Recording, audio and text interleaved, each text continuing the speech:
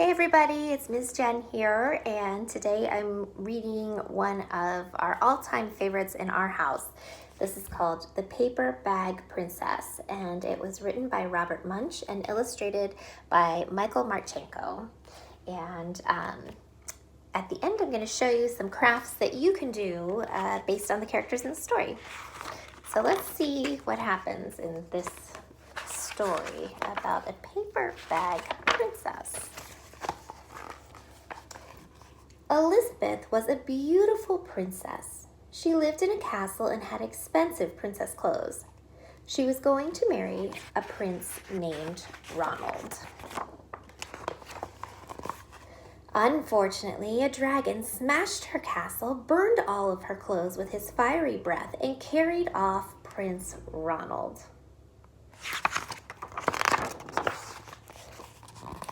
Elizabeth decided to chase the dragon and get Ronald back. She looked everywhere for something to wear, but the only thing she could find that was not burnt was a paper bag. So she put on the paper bag and followed the dragon.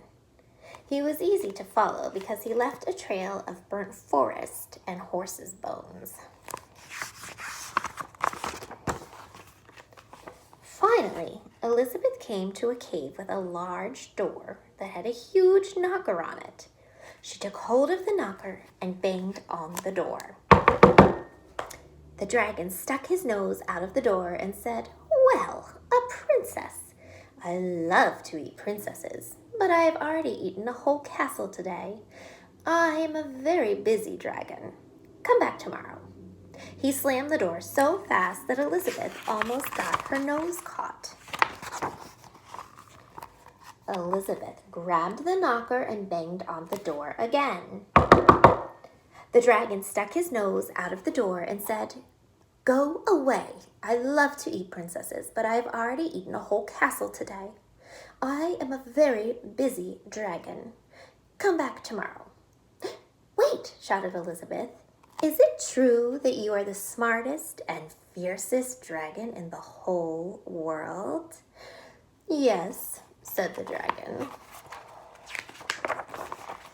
"Is it true," said Elizabeth, "that you can burn up 10 forests with your fiery breath?"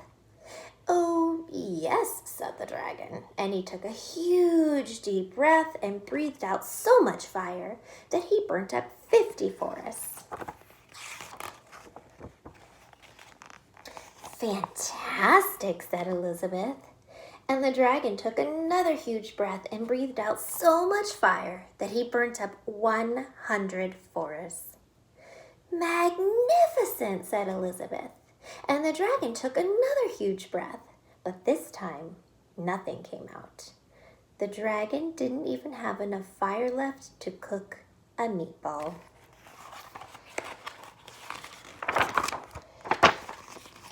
Elizabeth said, "Dragon, is it true that you can fly around the world in just 10 seconds?"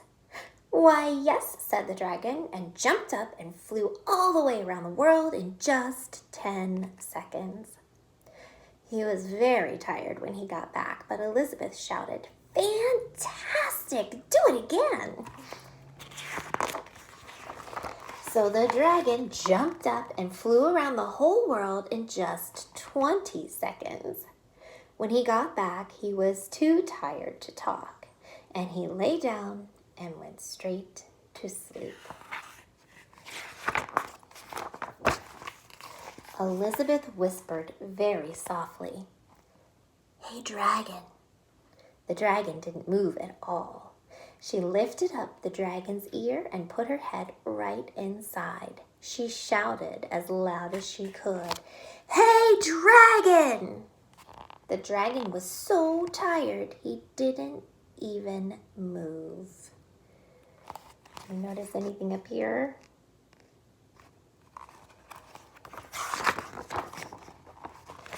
Elizabeth walked right over the dragon and opened the door to the cave. There was Prince Ronald. He looked at her and said, "Elizabeth, you are a mess. You smell like ashes, your hair is all tangled, and you are wearing a dirty old paper bag. Come back when you're dressed like a real princess. Ronald, said Elizabeth, your clothes are really pretty and your hair is very neat. You look like a real prince, but you are a bum. They didn't get married after all. So that is the story of the paper bag princess, right? A clever, smart princess that just knew things were more important than what she wore on the outside, and that not being kind wasn't something that she wanted to have around. So, goodbye, Ronald. If you would like to make your own fire-breathing dragon, I'm going to include a link to this post below, and you just use a paper towel tube or a toilet paper tube and some tissue paper. I used cotton balls and buttons. I didn't have any paper bags around to make my own paper bag princess, but I'll include a link so that you can make one, or you could even make a paper bag dress of your own if you have a grocery bag or a leaf bag around. So anyway, I can't wait to see what you all create, and I will hopefully see you soon.